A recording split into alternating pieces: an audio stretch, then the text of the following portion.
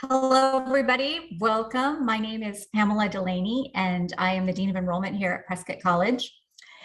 Um, Here at Prescott College, we have a broad range of undergraduate and graduate programs focused on environmental and social justice.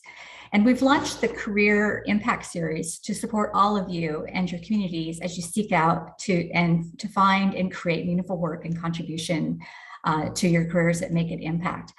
Today, we're focusing on the growing range of careers in environmental, social, and governance integration, otherwise known as ESG.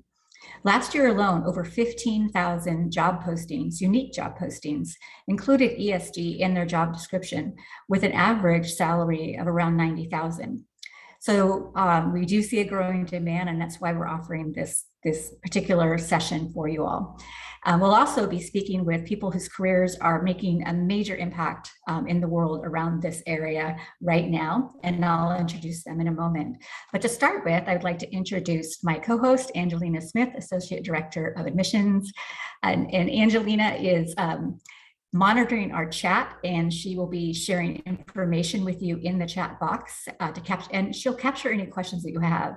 One of the things I'd love for you all to do is to feel free to introduce yourself in the chat and why you're interested in ESG, where you come from, anything that you'd like to share. And then throughout the session, please do feel free to put your questions in the chat. Angelina will capture those, and we'll definitely bring those out to the panelists. So we're now a monthly series, and we encourage you to explore our website and our YouTube channel for information about future episodes, or to watch past episodes where you can learn from the wonderful wisdom of our previous featured guests. Before we start the session, I do want to let you know that this webinar is being recorded. And I'm going to make sure we're recording. Looks like we are. Okay, thank you. Thank you, Robin. So we will be recording this session. We want to make this webinar available and free via our website for folks who are unable to attend. And so please understand that when you participate in the chat, you're agreeing to allow Prescott College the option to capture what you've expressed or resources you've shared to distribute as part of the webinar series. We do recognize, we do appreciate your ability to do this for those of us who can't be in real time and can watch the webinar later. Additionally, chat is a really great way to get to know each other. So as I mentioned earlier, please feel free to say hello, give us a brief introduction. And so the next what I'd like to do is just introduce our panelists to you. Our agenda today is we will meet the panelists, and then Dr. Robin Currey is going to give you some framework around ESG integration and careers. And then we'll go into a Q&A session with the panelists directly, and as well leaving room for you to answer questions.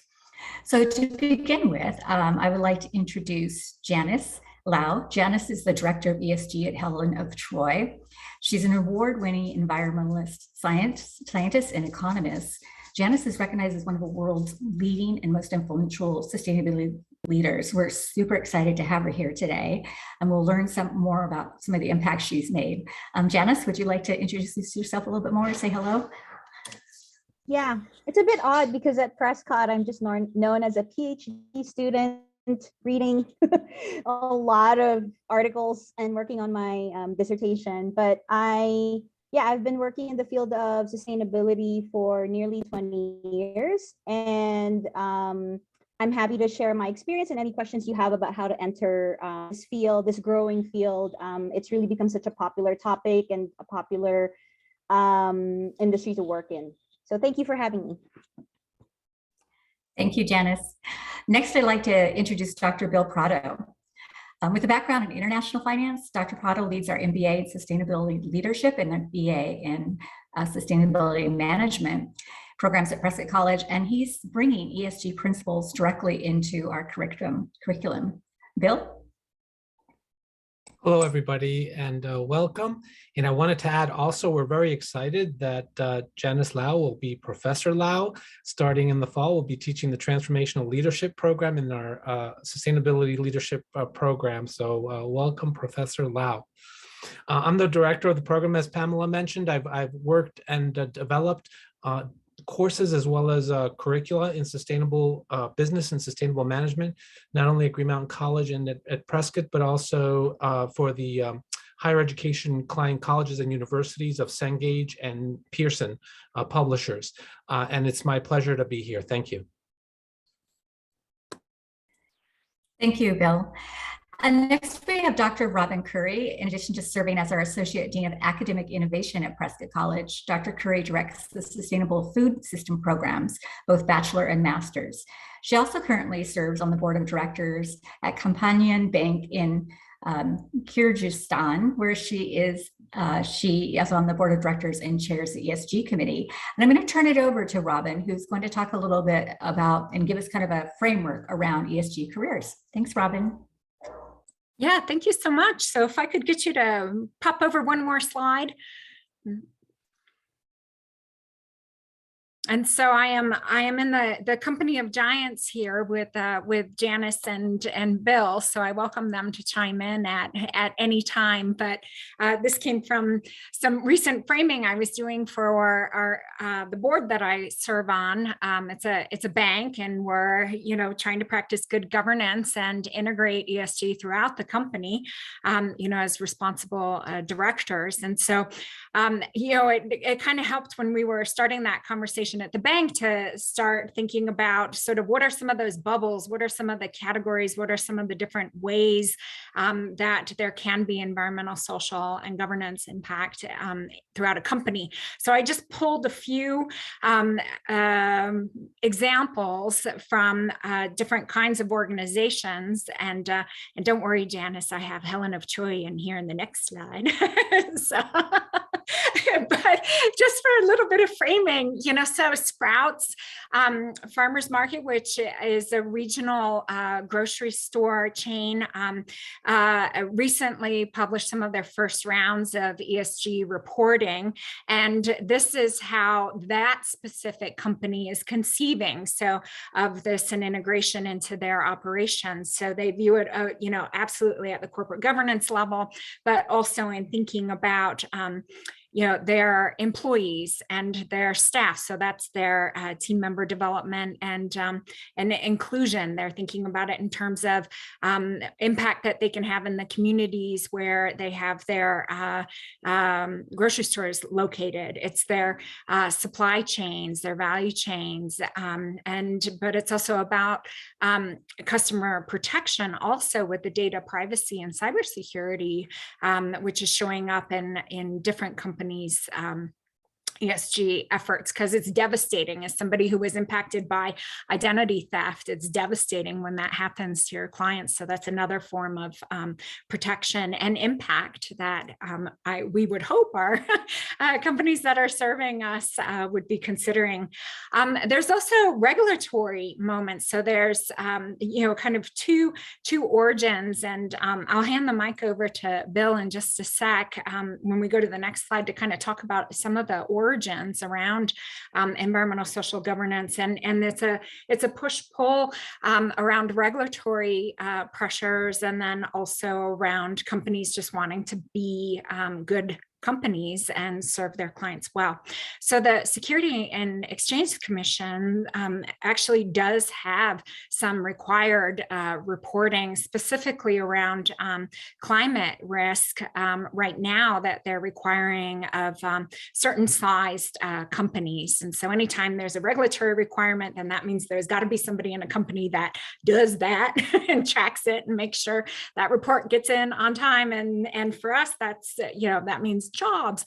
And so that means curriculum that we're developing to help support people be successful in their jobs after school. And there's also, a risk management perspective within companies. So, most companies have a risk management, but even we do at Prescott College, have our risk management committee also. And so that's another area that we're looking in. And so what is, down here at the bottom is, then there comes a question of how do you measure risk and how do you measure whether a company is being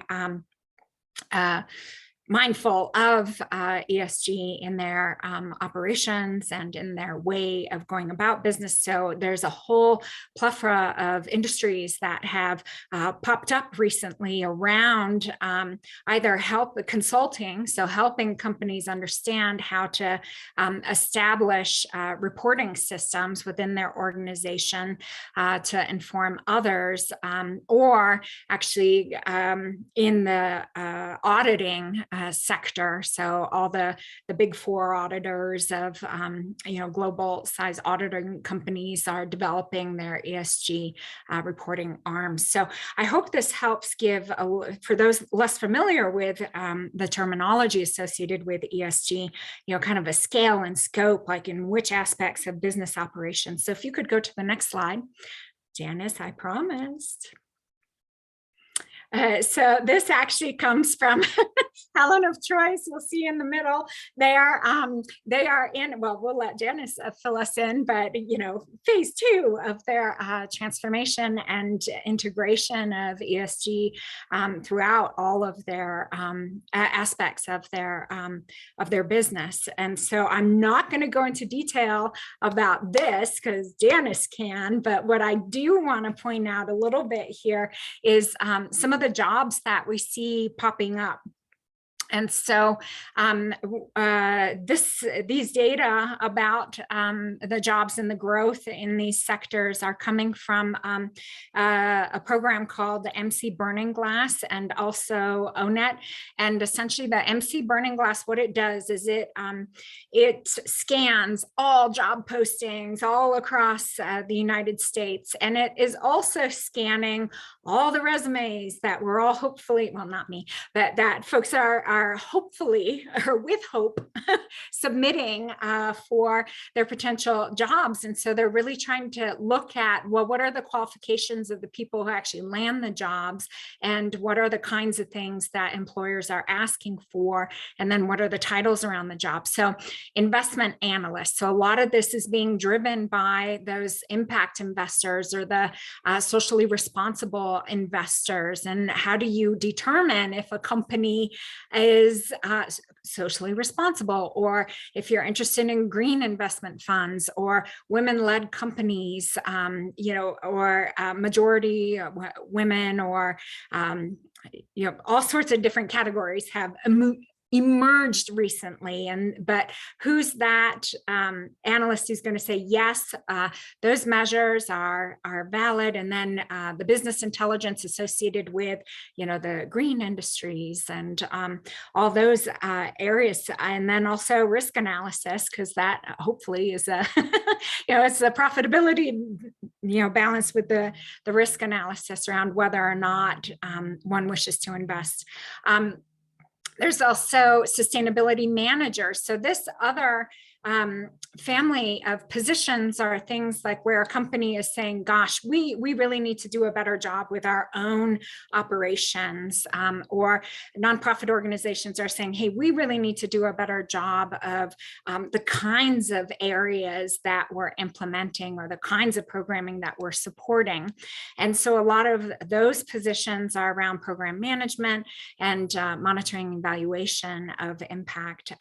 And so you can see, the MC Burning Glass provides us with information about, what education level is normed for folks who are accessing those kind of positions. So for the sustainability manager, you can see, over a quarter of folks who hold that position are, credentialed with at least a master's degree. And a lot of times what happens is that if you look at these data more carefully, a master's degree can be used as a substitute for the number of years of experience that somebody has in the field.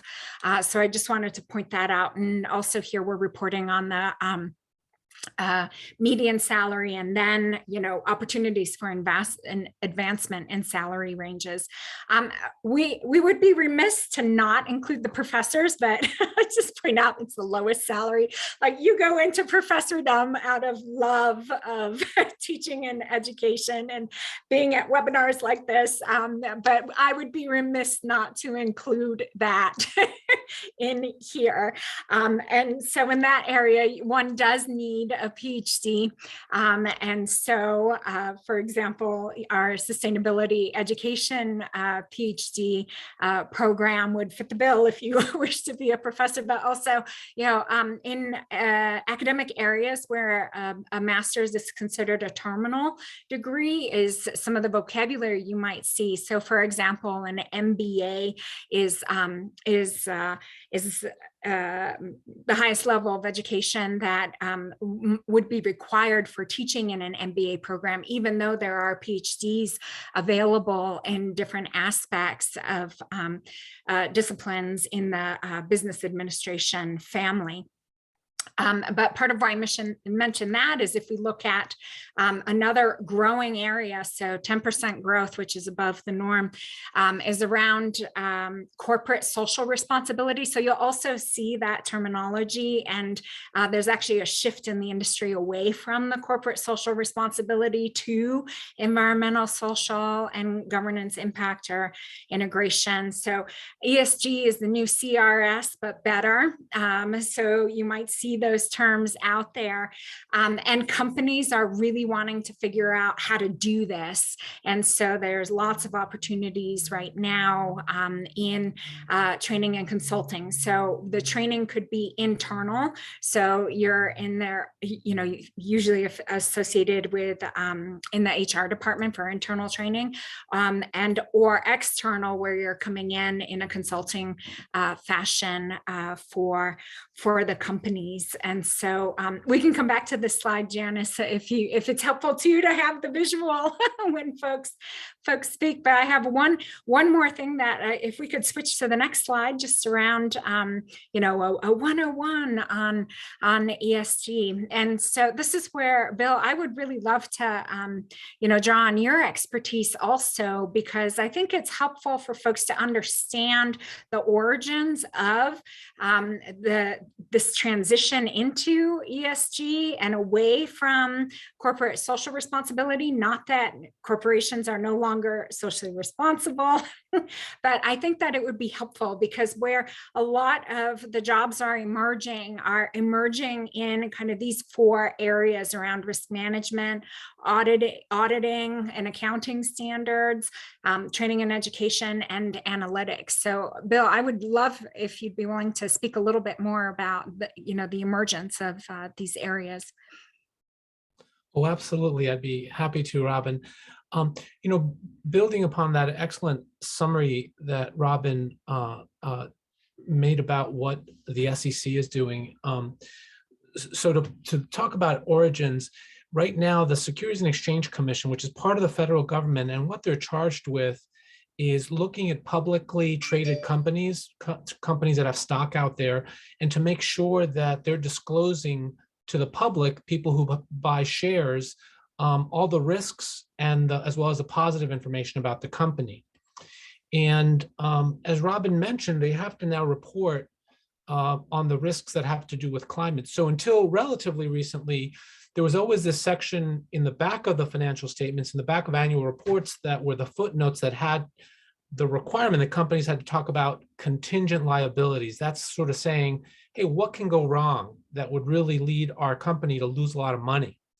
But now they're moving to be much more specific about what types of risks the companies have to specifically address. And that's something that's very recent. So if you just rewind a very few number of years, when you looked at companies that were very active in sustainability generally, a lot of it was self-directed. It was because either the owners or it was a nonprofit. There was some source of this interest, and they were generating the systems, the measurements, and they were setting the goals themselves, versus now it's coming from outside. Now, in addition to the regulatory pressure, what's also happening is that there are much more, as Robin mentioned, we have a lot more investors who want to put that in. as far as the I don't want to invest in a company that I read the next day in the New York Times that they had a huge environmental disaster, right? And so now these, as a result of that, the financial sector is creating these investment funds for mutual funds, regular types of funds that people like you and I may choose to save money in. That they have certain litmus tests. They say you have to have an ESG scoring system as part of what you report on if you want to be put into this investment fund. So now you're finding companies, from an origin perspective, you're finding companies that no longer have that internally born motivation, starting to get into it just to stay up with the trends, if you will. As well as the third point, which is increasingly customers and clients, they really are valuing the brands that they buy from in terms of what they're doing, those companies do from a services and products perspective. So all those are coming together for companies to adapt this, and they're adapting it in a different way. They're adapting it like they do a quality measure. They are saying, let's measure it. Let's not only decide which frameworks we're going to use that are appropriate to our company size, our company industry, our company ownership structure, but then they have to go throughout the enterprise wide and actually train people, put these systems in place so it's part of day-to-day business, and measure it and report on it. And that's a whole other layer that's really very, very big. So it's an exciting time to be in the field that those of you who are attending are choosing to be in. There's a lot of opportunity, and it's just very exciting. And for us as educators, as Robin said, we're in it for that excitement, right? Where for us it's really great, and especially so being part in a college where the leadership gets it, which is not the case in a lot of MBA programs. Is that sort of anything else, Robin, that you wanted me to touch on, or is that good for that question? I could stay listening to you for a long time, Bill. but thank you so much. That's exactly the framing that I think is helpful for everybody to have the context for. So Pamela, if I could get you to advance to the next slide. Oops, my apologies. It's just one of those things that and we don't have to go back to it if we're already on our way somewhere else, but I just wanted to acknowledge that a lot of folks who end up really interested in environmental, social, and governance are actually coming from established professions. So they're already well embedded in their organizations, or they're in organizations that maybe don't get it, as Bill explained, and are interested in maybe pivoting or transitioning to a business that does get it, and they are really interested in these specific areas. So I just really wanted to call out some of the skill sets, or maybe the families of occupations that folks are, maybe involved in right now, that they may want to have a little bit more grounding in, the environmental part and the social part, and then even in the governance part, which, in the broadest sense is, how people make decisions. And so you want organizations making decisions about things that enhance the environment and enhance the social impact of the company and impact on the employees. And so, these kind of are the families of professions, and areas. And I'm actually really curious to learn more from Janice about how things are working at Helen of Troy.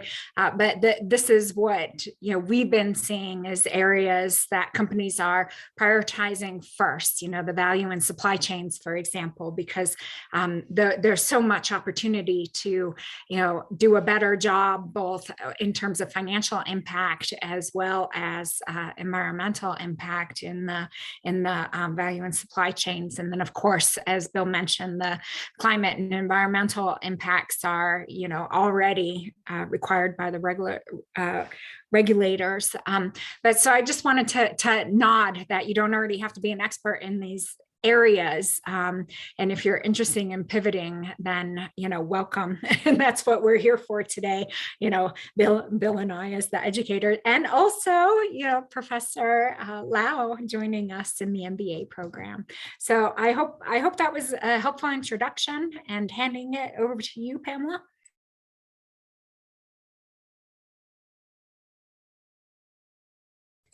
Thank you so much, Robin and Bill, for your for setting the framework. And there are a couple of ways I'd like to there are two ways I'd like to pivot the panel. The first one is really kind of talking about the careers. Well, actually, I'd say the second one. The second one is for those of you that are listening, saying, okay, what does this mean to me? And how can I build a career in this area? Even if I'm not going into the world of business, for example. And so we're going to come back to that. But because we've just been talking about so much, I really want to hear from Janice right now. And Janice, I know that, when I was researching your background, you have worked for the transportation, rail systems and airlines, which, by the way, Bill has a background in finance there as well. But you've done some amazing work in real estate and now consumer products. You're working for organizations that one might not think of traditionally as sustainability focused programs. And Robin mentioned your phase 2. So I would just love to hear from you for a moment. If, what are the pressing issues that you're addressing right now with your work? And how does the framing that Robin and Bill shared apply to what you're currently working on? Yeah, thank you for, as I said, I've worked in different sectors and industries, and that has always been my intention. I don't really like, when I move from one job to the other, I don't like moving in the same sector. Not because I'm loyal, not because of that, but because I felt like I could cross-pollinate what I learned from the aviation industry and then move on to rail industry, then to real estate, then to consumer goods. And a lot of my work in my career, when I work in a company, let's say when I was working in the aviation industry, I really wanted to make sure that my work, or I was at least part of the work that would scale sustainability, not just in that company, but much more widely in the industry. And I think what people will, a lot of people who are going to be pivoting to ESG will figure out is that this is going to require systemic change. You can't do this as one company alone.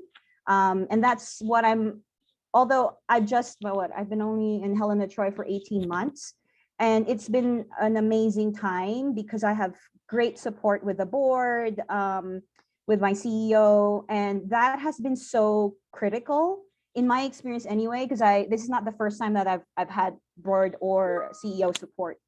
But I can definitely tell the difference if you do not have senior management support.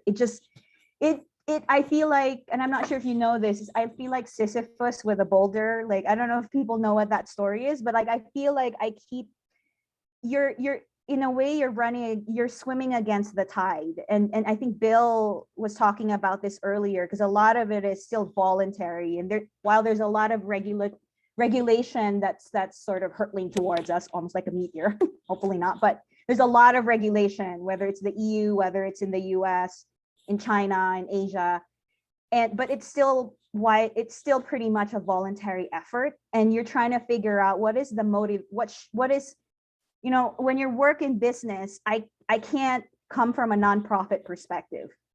So it's almost like trying to figure out what is going to be good for the business. And so I have to create a case that we have to think more, think in a manner that's thinking about the interconnections of our business to society and the environment. So that's what I'm doing at the moment. And one of the things I've been really proud of with my work at Helen of Troy is within 1 year, I think it was only 9 months, almost like my baby, we managed to produce an ESG report, at least to start telling the story and be transparent about where we are in the journey. We're still very new in this, and we're looking at all the similar things that our peers are looking at, whether it's sustainable packaging, whether it's climate change, and whether it's diversity.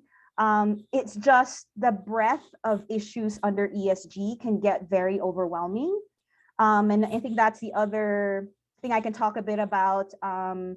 Mental health is pretty crucial if you're working in this sector. I have to say, because there are going to be a lot of setbacks. And that's why I always tell people, you really have to be passionate, because there will, and my analogy is like, I feel like I'm an actress every time. Not that I'm trying to be someone else, but you're auditioning and you're getting rejected. And the rejection rate in the past was so much higher. But there is still a lot of rejection for ideas, not because people don't want to do it, but because they don't quite understand how. It's almost like, how do we explain sustainability in a language that the business sector understands? And I don't think we've made those connections. Those connections aren't as strong yet. So that's sort of what I do day to day. I'm always thinking like, how can I explain this? Or how can I put my shoes in, with a senior leadership team? They have 1,000 other considerations to think about. And then here I am talking about ESG, right? You know what I mean? Like supply chain disruption, all of these other topics that they're thinking about. So I'm working on so many projects. Yeah. I have a question from the chat if I can Janice. pop in. Oh, absolutely. Thank you, Angelina. Sorry. Curious on a large scale how these practices and applications are being integrated with not only consumer product drive fields, but customer service arenas such as the call centers that support large corporations and the widespread work from home industry we're all adapting to, and how well is it being welcomed or not being welcomed?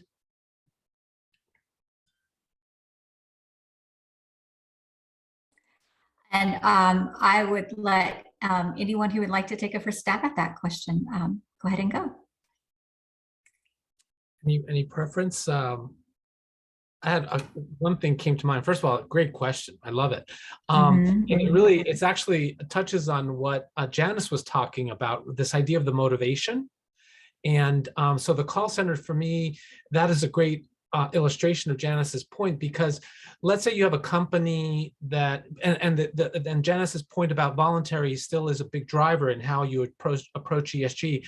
Let's say you have a company that just wants to be included in more investment funds so that their stock is bolstered more because there's more demand for their stock. Then they may choose, you have to then translate your performance with a call center into some sort of score on the social score, right? So how you choose the measurement tool and how you choose to change something from a qualitative description, a call center, into a quantitative measure will have everything to do with the motivation of leadership. If I want to just have a good score, I can ignore what the impact of a call center might be on the employee satisfaction of the people who are working at the call section. I can minimize the impact of a call center being across the world versus in the local community of where the business is based or the customers are based, and so on. And then I can get a score and a number that's higher, right? But if I have a legitimate motivation in that to say, let me get a holistic approach. First of all, again, as Janice mentioned, it can get overwhelming. So the challenge is to keep it right-sized to your situation as a business, small business versus a large corporation with lots of resources and time. But then also, how does that tie into the motivation behind it? So that it doesn't end up being a greenwashing problem, right? And a greenwashing, for those of you not familiar with the term, is folks who are using sort of a sustainability language or quasi measurements to try to really pretend that they're sustainable when they're really not. Great question. Bill, that makes me, one of the questions that I had for those that are seeking careers in ESG, sustainability, corporate social responsibility, when evaluating an employer, how does one go about determining that employer's true commitment to ESG principles? Bill, if you have any thoughts, and Janice and Robin, feel free to jump in and answer. Gosh, I'd really be curious to hear, Janice, since you're working with this data, what you've experienced on this one. Yeah, so when we redrafted this is the case for any other company I've worked for. This is not unique to Helen of Troy, right? So every company I've worked for, every time we write our ESG or sustainability report, it's also knowing that one of the readers they're not just going to be ESG analysts, they're also going to be people who want to join the company, because it's usually the only place where you can see everything about the soft side of the company, so to speak. You want to know, like, oh, what exactly is the culture like? Or I want a proof point, and a lot of people go and read the report. So, my God, even 10 or 15 years ago, that was already our mindset. And also, what I found was a lot of HR people, the HR teams, They kind of push this information as well in the careers website. Even when, or I know a couple of people who would read like the ESG or sustainability reports when they go into an interview, to kind of just see, look, I have an understanding of the company and I have some questions. So there's a lot I see, and this is anecdotal, I don't have proof. Sorry, just my APA formats and citations have kind of gone into my brain. So I was just writing a paper earlier. So anyway, so I don't have proof, but I will just say anecdotally, I'm seeing more of the younger generation who are really interested. It's almost like a given. It says, that's okay, we trust you, thank you. Yeah, I can sense that there's more of an interest in that, in the like a millennial Gen Z, that one they're really interested in. Do you align with my values? You know, so yeah. So I try to make sure that when we do draft the report, we sort of shape that into the narrative of the report as well. Yeah, and if you don't mind, I'd like to add just a couple points. I mean, this is part of the movement behind some of the standardization efforts around the ESG reporting, so that, you know, folks could have some way to be comparable. Because right now, you know, one way that we measure our ESG impact, for example, for you know, the bank in Kyrgyzstan, is in the number of agricultural trainings that we're providing for our clients who take out loans that have a loan purpose for agriculture. And so that makes people feel really good about us in the Kyrgyz context. And we actually, you know, well, I'll make that point in a moment, but that doesn't necessarily standardize up. And so that's really what a lot of these efforts are, is, you know, if we can have things like the Sustainable Development Goals that work for all nations, you know, all across the world, and it's like, you know, 17 core ones. I think I got that number right. You know, then we can certainly do the same thing for our ESG reporting, and that's part of what's underway right now. So that's the data side. But on the soft side is that companies get reputations, you know, and we've been really careful to build our reputation as a company that cares, you know, cares about our employees, and you know, you have to follow through with that. We care about our clients, and you have to follow through with that. And you know, the social media will take it from there, and your former employees will make sure that social media knows if you're not authentic. So yeah, you got to practice it. Yeah, I just wanted to add as well, like, I don't want people to think that if you don't have a report that you've never done sustainability or ESG, right? Like, my job was to consolidate and formalize the efforts that were already in place. So what I'm finding is that, and this is, again, this is what I've seen throughout my career. People, when they usually hire me, I'm either the first or the second or even the third hire ever in their history. And usually a lot of companies are nervous. They're like, oh, are you going to tell me I'm not doing good? And they kind of brace themselves for the feeling of inadequacy, like, oh, we're not good enough. And I've learned in my job is I don't want to come in with that level of judgment, because the fact that they decided to hire and put resources into someone is a win in our field. And I want to kind of build on that right decision that they made and say, hey, the fact that you actually thought about this, the fact that you're willing to be vulnerable, right? And say, come in and look and see, you know, what we can improve on, is something that should be celebrated and applauded. So I always come with that mindset. And I just want to just let people know that if a company isn't saying anything about ESG, it's not that they're working on it. It's probably that they haven't formalized it. They're still trying to figure out what the narrative is. And for those who are going to be pivoting into the world of ESG, I would highly recommend taking out that judgment lens and coming in with almost like thinking about the common things that you have. And as I said, I don't expect people to come to meet me where I am. I am the converted. Like, the fact that I'm working in this job in this role for in this field for nearly 20 years is the fact I am converted. I get ESG. I want people to do it. I don't expect people to be where I'm at. So a lot of the job, and I said sort of mental health, is you meeting people where they are, because a lot of them don't know what they don't know. So you know what I mean? Like they probably won't read about the SEC rulemaking in the level of detail I have, or they've read an EU regulation in the level of detail I have. So it's just coming in with empathy, a lot of empathy, and really actively listening. Almost, I'm not sure who said that listen to understand and not listen to respond. So usually my first year is I do like a listening tour. In the pandemic, that would be a virtual listening tour, but in pre-pandemic, it would be actually meeting people in their offices and building that relationship, because a lot of ESG work is about trust. You're asking them to change. And that is very difficult for any person to do. And so I just wanted to kind of just make that point. I don't want people to think, look, oh, now I'm going to go tell people what to do now. Like that has always backfired for me, always.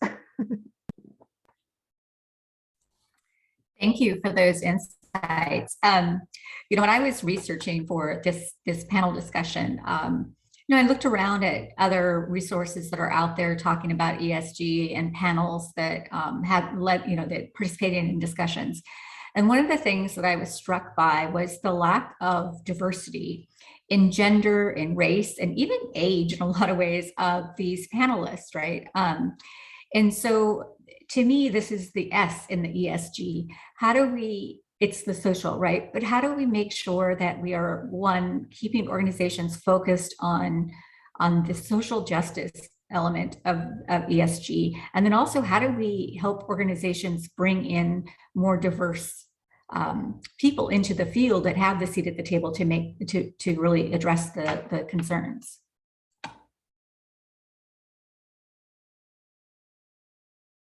Bill, I'm going to ask you to start, because I know that you have worked with DEI, and now you also integrate JEDI, and so I'm not sure people know what JEDI is, but if you wanted to talk a little bit about that, that would be wonderful. Thank you. Sure, I'd be happy to. So JEDI is basically DEI, but adding the justice component. But we moved the letters because JEDI leverages the Star Wars thing, so it makes it easier to get people's attention. So rather than DEIJ, it's JEDI now. That question is really interesting, Pamela, because one of the things that we have helping us is the research, right? When the research shows that companies who have a membership that is more diverse tend to outperform. Those different perspectives result in an outperformance or more innovation than companies, all other things being equal, don't have that diversity. In other words, the idea of a variation of perspectives has an inherently good effect on outcomes for organizations. And that's part of the reason that a lot of companies will absorb the inefficiencies of extra communication needed to have different teams in different geographic areas work together, that have to then communicate more, bridge cultural differences, and also things as simple as the time differences, right? But that those are still offset by the benefits of designing a product or a service that has those different perspectives built in. On the issue of introducing J, the idea of social justice, that one is especially poignant for the point that Janice raised about how to present it to a business, and understanding to make sure that one understands what the implications are of the ask. So, for example, if and many times a business has certain legal and ethical, the management has certain legal and ethical responsibilities that restrict what they can spend time and money of the corporation on of the business. And so if they were to go outside of that in a way that wasn't pre-approved and didn't represent consensus of the ownership, then it really actually opens them up not only for an ethical problematic ethical situation, but also potentially legal action, that they could be sued for using using company resources in a way that wasn't approved by the company, if you will. They have a fiduciary responsibility. And so that that to me is a really interesting question from just a program perspective. You have to put in the curriculum. You can't tell students just go out willy-nilly, even though we all want to do good. There has to be certain things that we can do in a personal life. And then depending on what organization we work, whether it's a business or a not-for-profit or a B Corp, we'll have certain ability to pursue the J in certain different ways. But if we go outside that, or we tell our students that you can freely go outside that, we may be actually setting them up for a confusion that would cause them problems. And Janice and Robin, I don't know if you've seen any cases of that in your work. I'd be curious. Yeah, I'm because I'm very mindful that there are guardrails, right? Like the fact that you are a listed and registered company means you have to meet certain legal requirements. And that's the guardrails. And I like to see it more as, when people say think out of the box, and a lot of my work is think inside the box, because there is a reason why there are these legal guardrails, and we just need to make sure that we have to follow these processes in order for it to be seen as effective by the company, and also being able to meet whatever regulatory compliance requirements are out there. So yeah, thankfully I have not experienced this. That means I hopefully done my job as well. But that's also part of the job, right? Just kind of connecting the dots again. Of course, there are constraints. It's not a free for all. It's not a blank check. And it's trying to figure out. And that's why I feel when I first became an ESG, working in the field of ESG or sustainability, whatever the terminology is, I thought that it was going to be a free for all. I thought it was going to be thinking out of the box, but I was wrong. It's really about understanding that the company has a personality, whichever company you work for, it is not your personality. And I have to work within that frame. And real success of ESG integration is finding that match, almost like figuring out, okay, what is the right way to integrate ESG, knowing that this is the company's DNA or the company's personality, so to speak. Because then it becomes authentic, because you don't want to be like, spewing out the science-based targets, all these terminology, and it doesn't fit. Like they're like, huh? You know what I mean? Like people, and then Robin said this, like people can see through, consumers, people, society can see through it. So I try as much as possible as well to work within those boundaries. Yeah, and maybe I'll just, my context is a little different. So, I'm often in Central Asia with a community development financial institution, and it was originally founded by mission-based investors. So, full disclosure, it was Mercy Corps. That's an international non-governmental organization that has a humanitarian and humanitarian mission. So the origins of the company were around access to finance for rural farmers. And and then as a board member, setting what some of those parameters are, setting those guardrails, I mean, that's a real opportunity to influence. So we established an ESG committee at the level of the board to make sure that those guardrails were like way far apart, and that the company was focusing on these issues. And in terms of diversity, it's a completely different dynamic. We often tend to think about the US context when we're thinking about diversity on, of management teams or of the staff. So, I am a definite minority there, and essentially a legacy board member from that original founder. But the governance plan was always to divest and to, have a functioning company completely, managed. There are external shareholders by the people of that company, so that country. So it's a very different context. But the one thing I will mention, and so for those of you who have policy inklings, we are actually part of what the board has mandated the bank employees to do is to take the lead on authoring the regulations for ESG reporting in Kyrgyzstan, because it hasn't rolled out yet. So that's a contribution that we're hoping to make to Kyrgyzstan, and a lot of the board members, actually the Republic of Georgia in the Caucasus region, has been modeling, because they're interested in complying with the EU regulations when they roll out. They're closer geographically. So we're supporting them. So, at the board level, set the guardrails, and they're wide.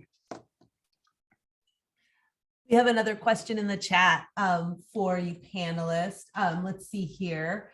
I'm wondering to what extent anyone has experienced starting their own companies or social justice / local community driven organizations.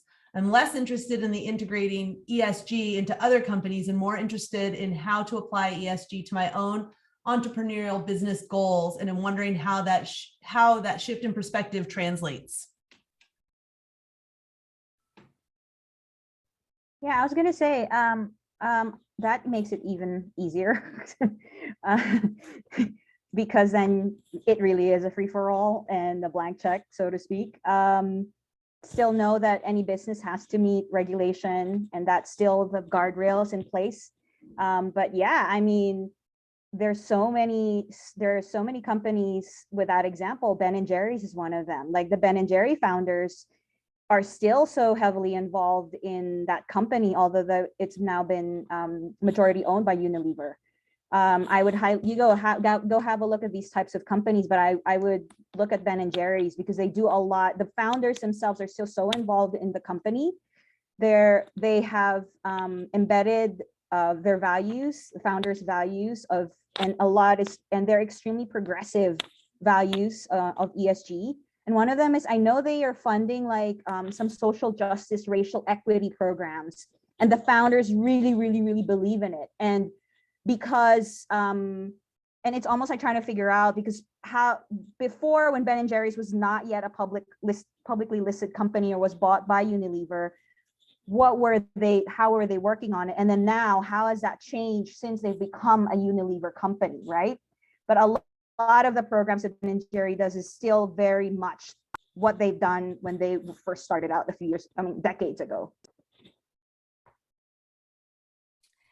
I have a question to follow up, I think, for our guests. And one of the questions is, for individuals that might not be pursuing business, which is what we often associate most with ESG, how can professionals who work outside of that realm align their work with ESG principles? People that are doing perhaps mental health counseling, or not just adult educators, but educators of K through 12. People that are outside of sort of even the nonprofit world. Any advice on students and professionals that want to integrate the principles in a non-business manner? One comment is that while the not-for-profit sector or hybrid type of organizations, let's say community-based organizations that are both public and private sector, they may not be going as quickly on the regulatory side. The fact is that whether sources of grant money or people who want to fund not-for-profits are going to follow certain criteria as well. And many of them do look at issues about how this not-for-profit performs not only on a particular mission that it may have, but while it's doing that, how is it doing with its employees, and what its impact is on when it delivers that service, what's it doing in terms of the community and the environment. Beyond, so it will certainly give flexibility across different types of organizations. Beyond that, it would depend on the specific not-for-profit. Yeah, I'd add that for those who are, teachers in this call or who are later on going to be watching this and want to pivot, look at your skill set, not so much what like at your teacher, you know what I mean? Like not the noun, but the verb. What did you do? And list out those verbs. And because that is a lot of things that people need, characteristics that people need for ESG. Part of it is technical. And if you are like an environmental science teacher, you're kind of halfway through the battle because you already understand the terminology, right? But what I love about people who come from different sectors is that they have that soft skill. Like I've spoken to a couple of people in Prescott where they are teachers and trying to figure out if they want to move to ESG. The fact that you've dealt with a difficult parent and a difficult child is such an important skill set because you're going to be dealing with a lot. You'll be negotiating a lot of the time. You're trying to convince people to implement a certain initiative. There's a lot of that negotiation skill set that you had as a teacher. And that one I'm interested in. So when you write on your CV, don't just say teacher, like tell us what is that skill set. But don't be too hung up by the noun, focus on the verbs. I love that. I love the verb, the verb emphasis. I think, look, my PhD is in biology. And so, and I'm engaged in banking, and, we do have the dual M.B.A. and MS in sustainable food systems that we offer here at Prescott College. And that was, Bill and I working together with another colleague, Hava Villaverde, to try to get that figured out. So, whatever your disciplinary background is, just, embrace it and offer it, into the other area that you're hoping to engage with. And then, the other thing that I would mention in terms of, just what could the lay person do? And I don't know if that's what this question was about, but, goodness, reward the companies that are investing in ESG early, vote with your pocketbook, and invest in the companies that are, if you have that ability and a choice, between a business that is rolling out now versus maybe hasn't had the opportunity to roll out yet, as Janice mentioned before, reward them because that creates a virtuous circle, in management and with the board and, with sales and hopefully with clients. So they'll keep you in mind also. So, buy, invest, and offer what you have. Thank you, Robin. I really like how you, brought that around to the power of the consumer, right? The power to each individual to engage with the world of ESG in some manner. And I see someone put in the comment, that as a third grade teacher, they really appreciated hearing Janice's comments. Many people might not know this, but Janice has written 2 books, one with each of her children. So children's books that introduce children to climate change. Yes. And so I think that what's really, to me, amazing about this is that it does go beyond business systemic change that you mentioned earlier, Janice, that this is something that we can begin to influence future generations. And there's so many ways that regardless of what you do, whether you're an artist, whether you're a teacher, whether you are an investment manager, that you can integrate these principles throughout what you do. So we are coming up on time now, and I want to be respectful of everyone's time. I don't see any additional questions. I just wanted to open it up for the panelists if you have any last thoughts or pieces of advice for people that are seeking careers in ESG. And if you have anything, please feel free to add. Yeah, I'd like to add, I've been getting so many of these questions, and this is the reason I'm going to be teaching because I am getting so many questions on this. I do have to say that this is still a profession, and if you really are serious about moving into this, please treat it with respect and do it and get the skills that are needed. Because passion alone isn't gonna work. You're gonna have to have some level of technical expertise. because if you're giving the wrong advice, you're actually distracting us from to get to the right destination. We're having to spend more time correcting the wrong advice. And I always tell this to people who are interested in ESG: do the work, get the right credentials, or get the right master's degree or bachelor's degree, find out, learn about it, because it is still a profession at the end of the day. Thank you. Yeah, I don't want to say anything after that other than yes, what Janice said, so if you're in business and, with that skill set already, then yes to the sustainable food systems, yes to environmental studies, yes to resilient and sustainable communities training, because, that level of understanding that you already have in that perspective, if you're coming from that area, then yes to the M.B.A, because we have to get it right.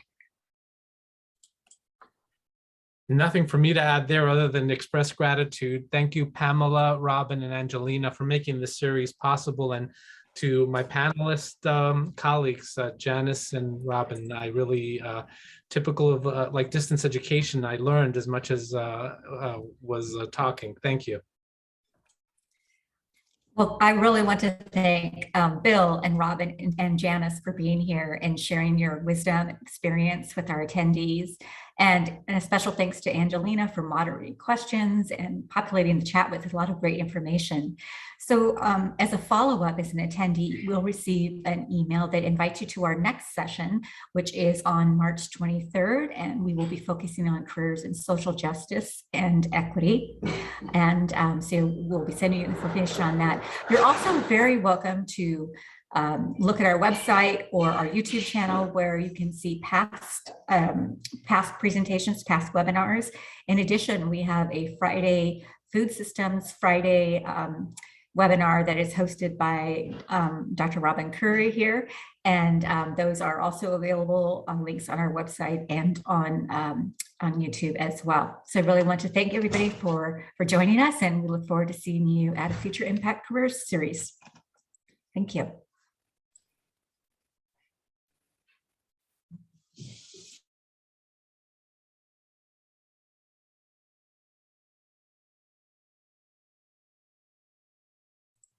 Thank you, Pamela and Angelina. It's good to see you, Robin. Thank you. Bye. Thank you. All right. You can close down now, Angelina. Okay. Bye.